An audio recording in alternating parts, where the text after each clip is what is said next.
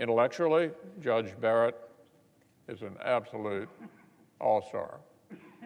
She graduated #1 in her class at Notre Dame Law School. She clerked on the second highest federal court and the Supreme Court. Then she returned to her alma mater and became an award-winning academic.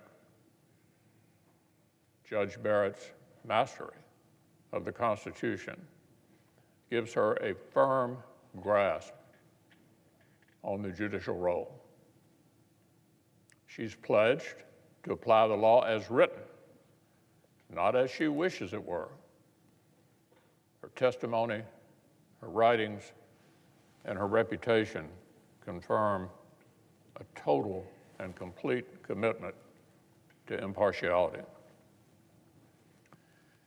And the nominee's personal integrity and strength of character are literally beyond reproach.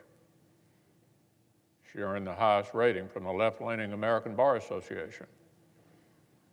They marveled at, quote, breadth, diversity, and strength of the positive feedback they received from judges and lawyers of all political persuasions. If confirmed, this daughter of Louisiana and Indiana will become the only current justice with a law degree from any school not named Harvard or Yale. Any school not named Harvard or Yale. She'll be the first mother of school-aged children to ever sit on the court. By every account, the Supreme Court is getting not just a talented lawyer, but a fantastic person. We've heard moving testimony from former students whom Judge Barrett went out of her way to help and to mentor. Her past clerks describe an exemplary boss. Her fellow scholars describe a winsome, respectful colleague who is tailor-made for the collaborative atmosphere of the court. By any objective standard, colleagues, Judge Barrett deserves to be confirmed to the Supreme Court. The American people agree. In just a few minutes, she'll be on the Supreme Court. 2 weeks ago, a CNN journalist made this observation that I found particularly interesting. Here's what he said: let's be honest. In another political age, Judge Amy Coney Barrett would be getting 70 votes or more in the U.S. Senate because of her qualifications in a different era. Now, we know that's not going to happen. These are not the days when Justice Scalia was confirmed 98-0 and Justice Ginsburg was confirmed 96-3. And by the way, I voted for both Ginsburg and Breyer. Seems like a long time ago now. We spent a lot of energy in recent weeks debating this matter. I think we can all acknowledge that both sides in the Senate have sort of parallel oral histories about the last 30 or so years. Each side feels the other side struck first and struck worst, and has done more to electrify the atmosphere around here about confirmations. Now, predictably enough, I think our account is based on what actually happened, what actually occurred, factually accurate. I was there. I know what happened. I've laid it out earlier, and I'll talk about some of it again so the American people may understand how we got to where we are. It was the Senate Democrats, our colleagues over here, who amazingly enough don't seem to be on the floor at the moment, who spent the early 2000s boasting about their brand new strategy of filibustering qualified nominees from a Republican president. They were proud of it. found a new way to halt the process, stop those crazy right-wing judges that Bush 43 was going to send up. They pioneered it because they knew what the precedent was at that point. At that point, as we discussed before, it just wasn't done. Oh, you could do it. You could. But you didn't. And the best evidence that you shouldn't do it was the Clarence Thomas nomination, confirmed 52 to 48. And all of us know that any one of us in this body has a lot of power to object. So if any one of the 100 senators at that time, including people who were virulently opposed to Justice Thomas, like Joe Biden and Ted Kennedy, could have made us get 60 votes and Clarence Thomas would not have been on the Supreme Court. That's how strong the tradition was until the Democratic leader led the effort in the early 2000s to establish the new standard. Well, after establishing a new standard, they got kind of weary of it, and in 2013, the so-called nuclear option was implemented because Republicans were holding President Obama's nominees to the same standard that they themselves had created. So when the shoe got on the other foot, they didn't like it too much. It was too tight. Senate Democrats, both in 1992 and 2007, helpfully volunteered how they would have dealt with a nominee like we did in 2016. The then chairman of the Judiciary Committee, Joe Biden, helpfully volunteered in 1992 when Bush 41 was running for re-election that had a vacancy occurred, they wouldn't fill it. There wasn't a vacancy, but he just helpfully volunteered how they would deal with it if they had one. If there's a vacancy, won't fill it. Well, to one-up him, Leader Harry Reid and his friend, now the Democratic leader, Chuck Schumer, said 18 months.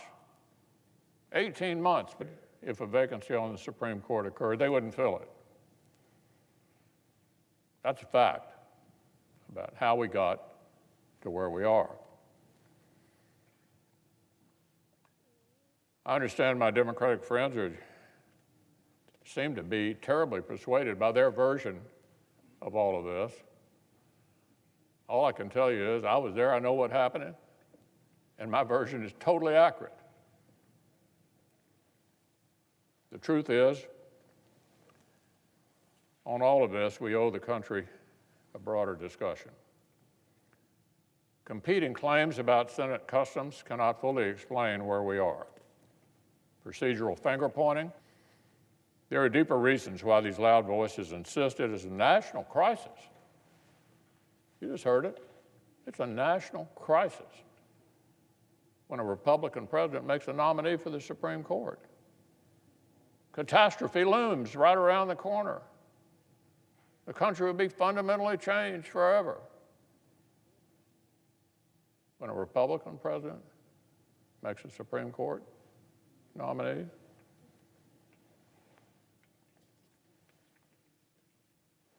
They've hauled out the very same tactics for 50 years. 50 years. Some of the opposition is more intense, but the doomsday predictions about the outcome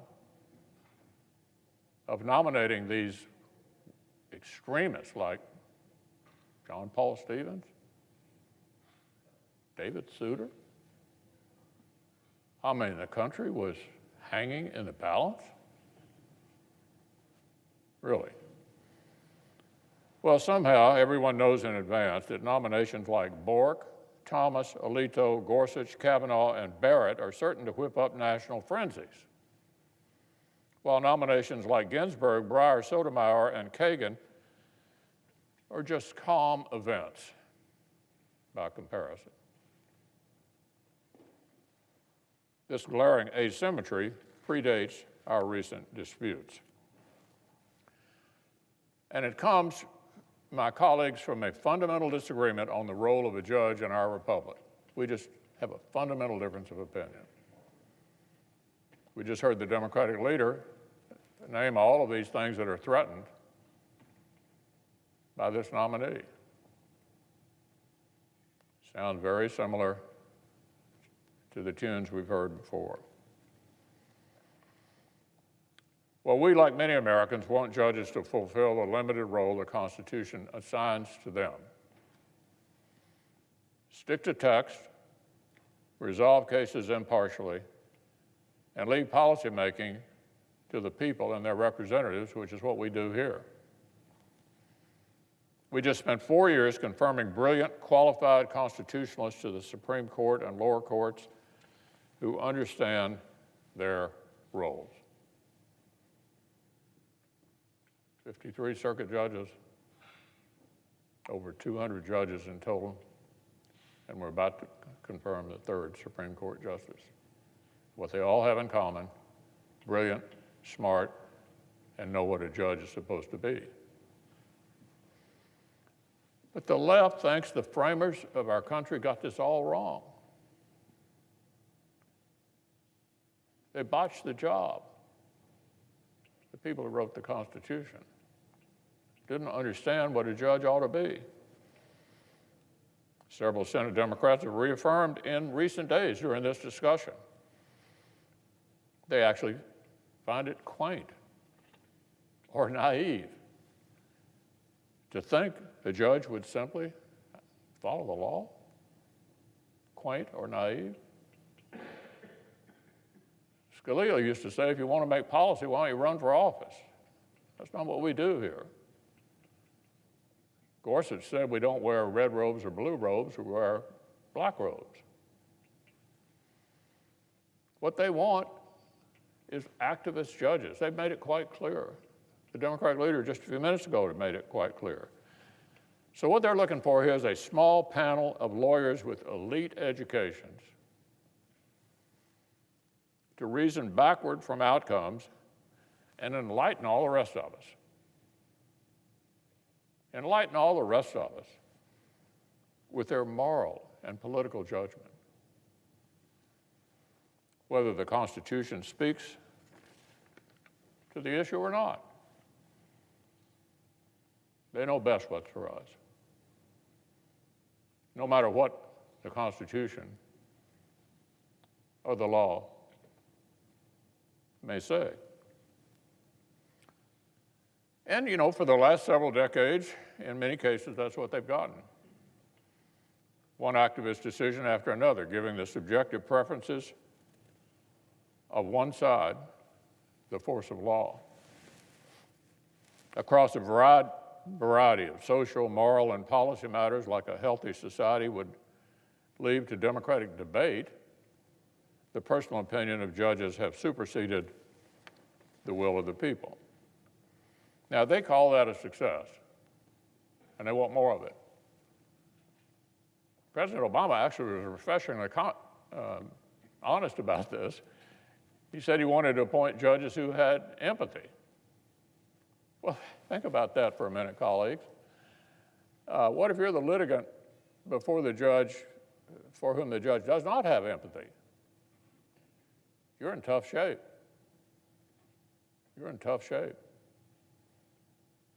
So you give them credit for being pretty honest about this. That's what they're looking for.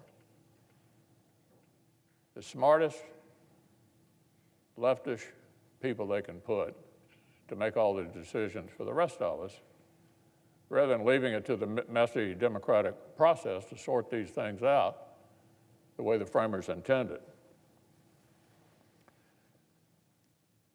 And that is why, it's clearly why we have taken on such an outsized,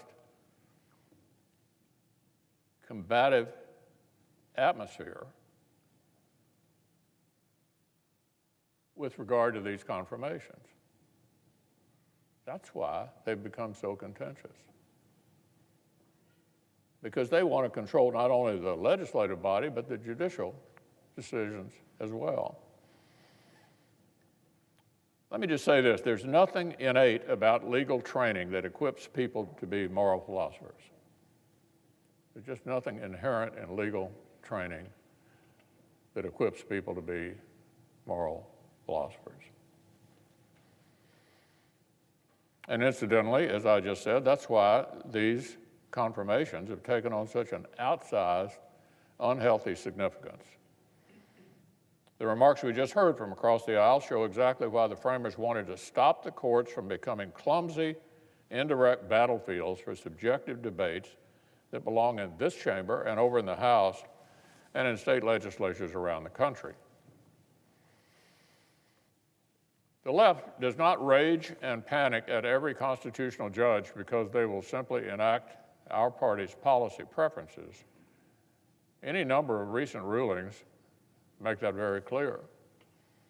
The problem that every judicial seat occupied by a constitutionalist is one fewer opportunity for the left to go on offense. For the left to go on offense. At the end of the day, this is a valid debate. The difference of opinion on the judicial role is something the Senate and our system are built to handle. But there's something else, colleagues, our system cannot bear. As you've heard tonight, we now have one political faction essentially claiming they now see legitimate defeat as an oxymoron. They now see legitimate defeat as an oxymoron. Our colleagues cannot point to a single Senate rule that's been broken, not one. They made one false claim about committee procedure, which the parliamentarian dismissed. The process comports entirely with the Constitution. We don't have any doubt, do we, that if the shoe was on the other foot, they'd be confirming this nominee. And have no doubt, if the shoe was on the other foot in 2016, they'd have done the same thing. Why? Because they had the elections that made those decisions possible.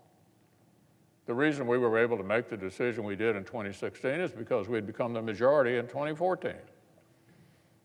The reason we were able to do what we did in 2016, 2018, and 2020 is because we had the majority. No rules were broken whatsoever. So all of these outlandish claims are utterly absurd.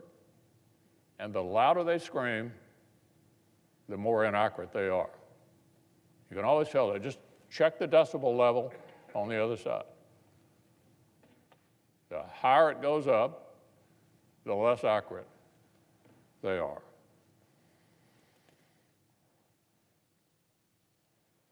Our Democratic colleagues keep repeating the word illegitimate, as if repetition would make it true. If you just say it often enough, does it make it true? I don't think so. We're a constitutional republic. Legitimacy does not flow from their feelings. You know? Legitimacy is not the result of how they feel about it.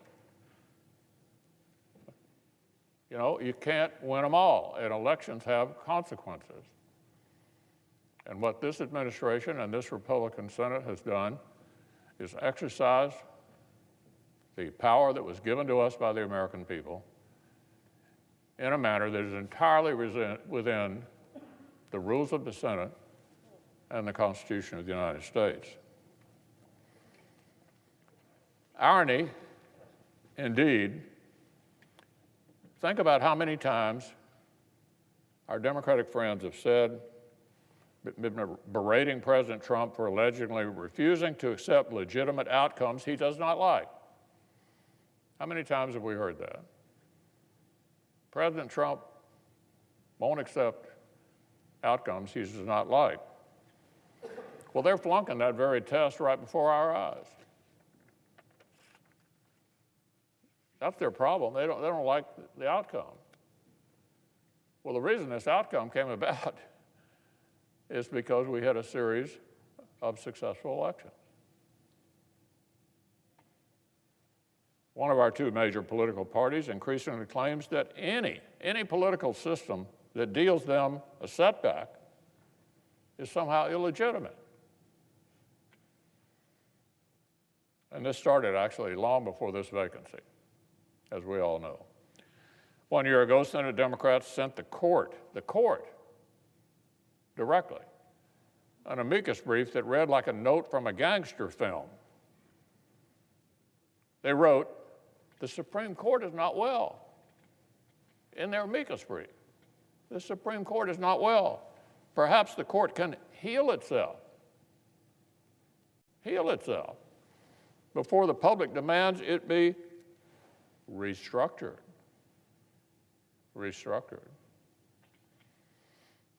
In March of this year, the Democratic leader stood outside the court, went over in front of the court,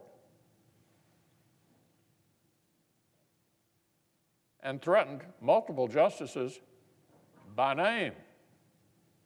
Here's what he said: "You won't know what hit you if you go forward with these awful decisions. You will pay the price." That's the Democratic leader of the Senate in front of the Supreme Court, mentioning justices by name, and in effect saying, if you rule the wrong way, bad things are going to happen. For multiple years now, Democrats in this body and on the presidential campaign stump have sought to revive the discredited concept of court packing. Every high school student in America learns about Franklin Roosevelt's unprincipled assault on judicial independence. So now they're thinking about repeating it. Former Vice President Biden, who spent decades condemning the idea here in the Senate, obediently says he'll look into it.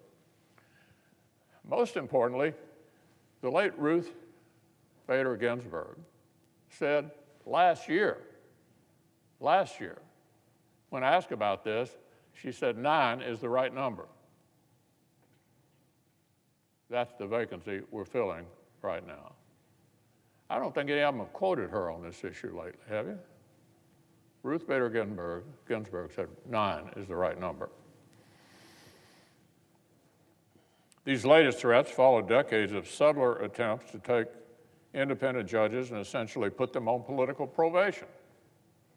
You don't rule the way I want, something dire might happen. How many consecutive nominees have Democrats and the media insisted would, quote, tip the balance of the court? How often do we hear that? Tip the balance of the court. Has anyone tallied up how many hard right turns the courts have supposedly taken in our lifetimes? All this ominous talk is a transparent attempt to apply improper pressure to impartial judges. Rule how we want, or we're coming after the court. Rule how we want, or we're coming after the court. Vote how we want, or we'll destroy the Senate by adding new states. These have been the Democratic demands. This is not about separation of powers. It's a hostage situation. A hostage situation. Elections come and go.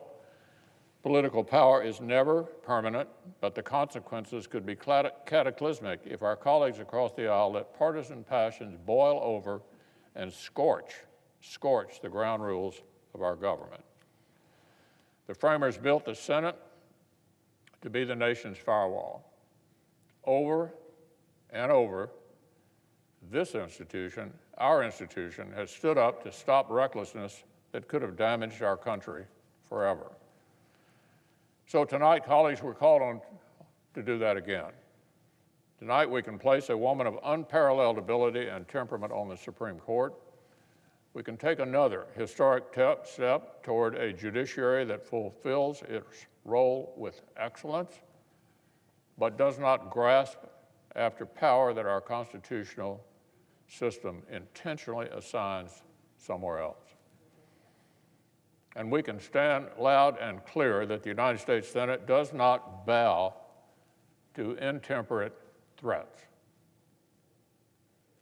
Voting to confirm this nominee should make every single senator proud. So I urge my colleagues to do just that.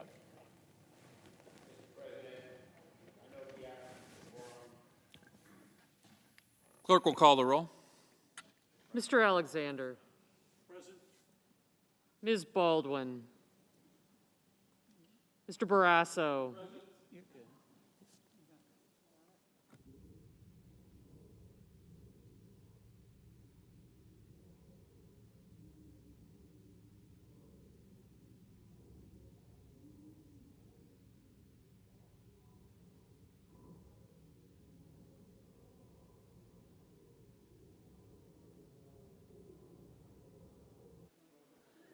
A quorum is present. Can I read? All post-cloture time has expired. The question occurs on the nomination of Amy Coney Barrett of Indiana to be Associate Justice of the Supreme Court of the United States. Is there a sufficient second? There is a sufficient second. The clerk will call the roll. Mr. Alexander. Aye. Ms. Baldwin. No. Mr. Barrasso. Aye. Mr. Bennett. Mrs. Blackburn. Aye. Mr. Blumenthal. No. Mr. Blunt. Aye. Mr. Booker. No. Mr. Bozeman. Aye. Mr. Braun. Aye. Mr. Brown. No. Mr. Burr. Ms. Cantwell. No. Mrs. Capito. Mr. Cardin. No. Mr. Carper. No. Mr. Casey.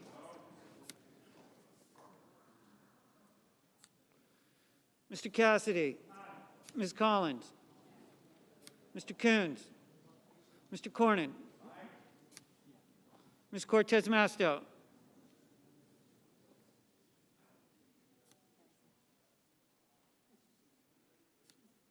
Mr. Cotton. Aye. Mr. Kramer. Aye. Mr. Crapo. Aye. Mr. Cruz. Aye. Mr. Daines. Aye. Ms. Duckworth. Mr. Durbin.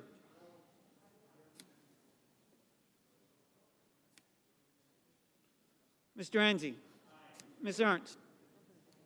Aye. Mrs. Feinstein. Mrs. Fisher. Aye. Mr. Gardner. Aye. Mrs. Gillibrand. No. Mr. Graham. Aye. Mr. Grassley. Aye. Ms. Harris. Ms. Hassan. No. Mr. Hawley. Aye. Mr. Heinrich. Ms. Hirono. Mr. Hoven. Aye. Mrs. Hyde-Smith. Aye. Mr. Inhofe. Mr. Johnson. Aye. Mr. Jones. Mr. Kane.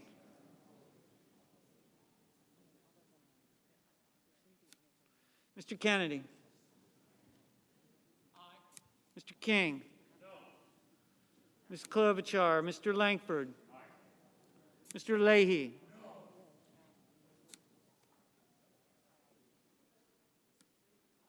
Mr. Lee. Aye. Mrs. Leffler. Aye. Mr. Manchin. Mr. Markey.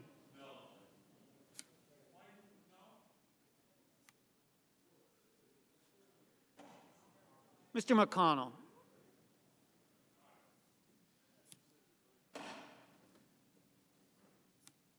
Ms. McSally. Aye.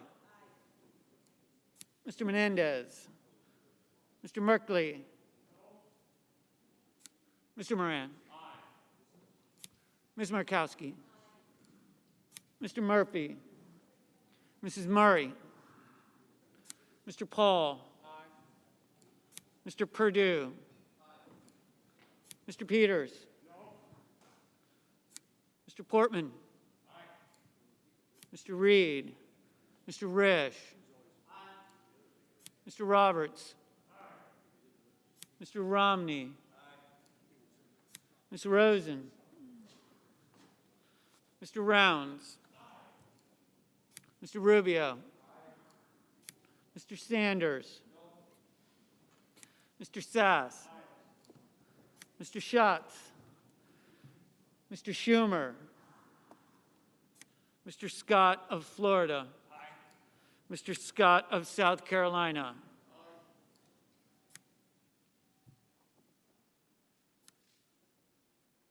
Mrs. Shaheen, Mr. Shelby, Ms. Sinema, Ms. Smith, Ms. Stabenow,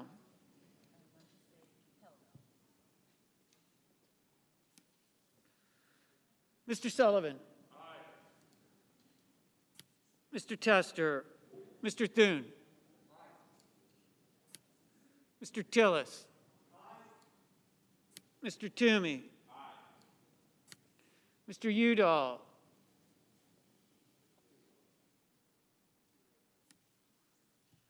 Mr. Van Hollen, Mr. Warner,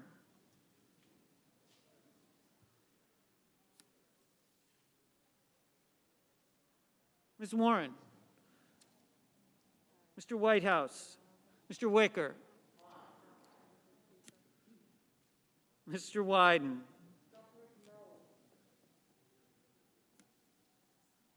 Mr. Young.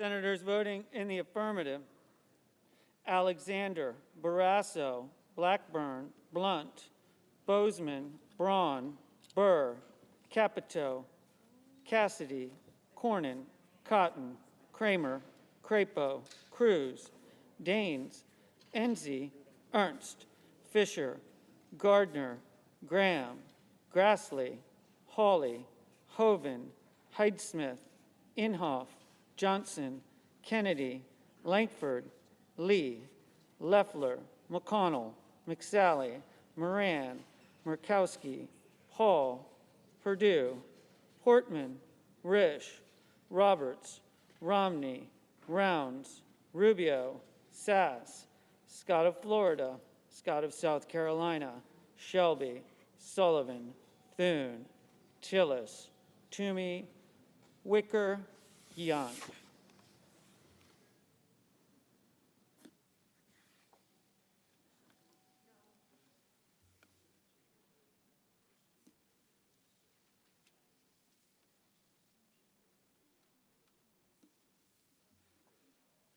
Senators voting in the negative: Baldwin, Blumenthal, Booker, Brown, Cantwell, Cardin, Carper, Casey, Collins, Coons, Cortez Masto, Duckworth, Durbin, Feinstein, Gillibrand, Harris, Hassan, Heinrich, Hirono, Kane, King, Klobuchar, Leahy, Manchin, Markey, Merkley, Murphy, Murray, Peters, Rosen, Sanders, Schumer, Shaheen, Sinema, Smith, Van Hollen, Warner, Warren, Whitehouse, Wyden. Mr. Menendez, no. Mr. Schatz, no. Mr. Reed, no.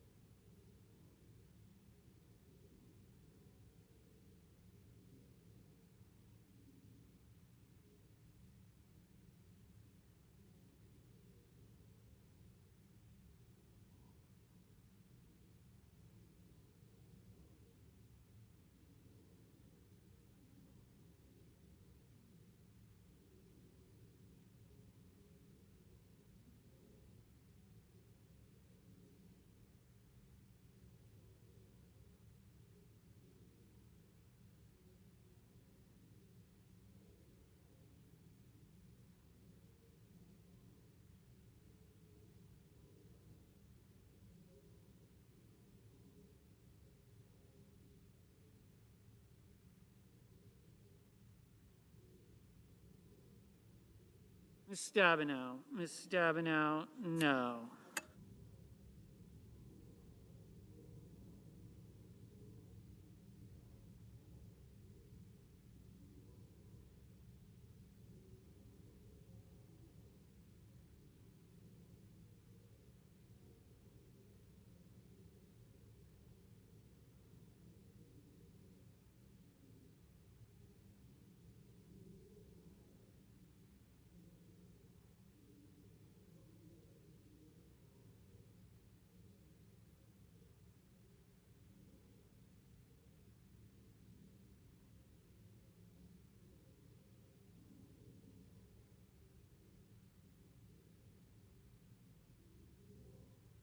Mr. Bennett. Mr. Bennett, no.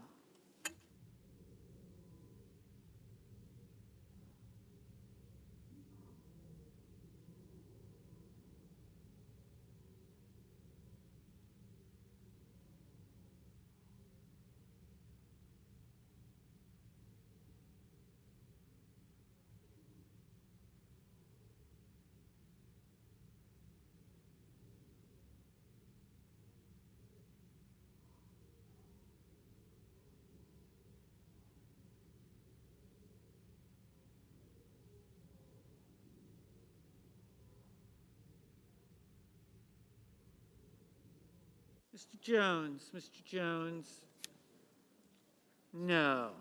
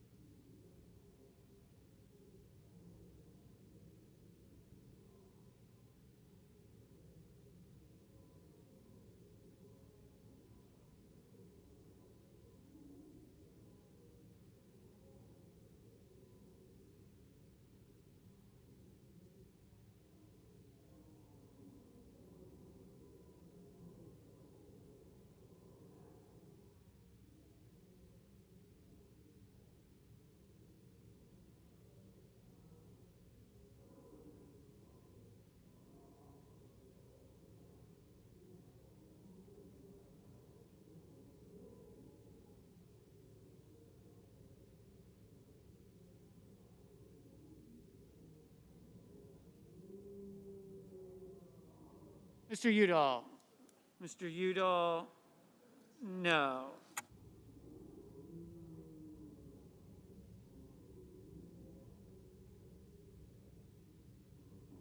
Senate will come to order. Are there any senators in the chamber who wish to vote or change their vote? If not, on this vote, the yeas are 52, the nays are 48. The nomination of Amy Coney Barrett of Indiana to be an Associate Justice of the Supreme Court of the United States is confirmed.